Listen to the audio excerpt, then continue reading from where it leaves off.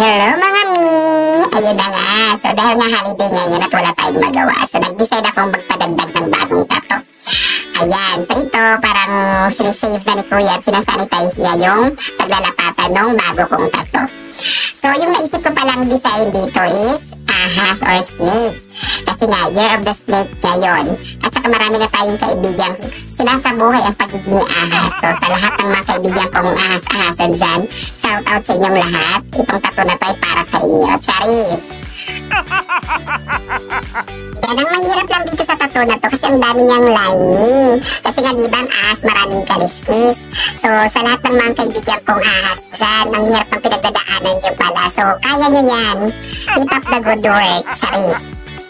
Pero seriously ha, kaya snake yung pinagawa kong tattoo kasi nagsisimbolize siya ng rebirth, transformation, wisdom, healing, and protection. Kasi nga diba last year, na-hospitalize ako tapos ang dami kong napagdaanan. Kaya snake yung pinagawa kong tattoo ngayon.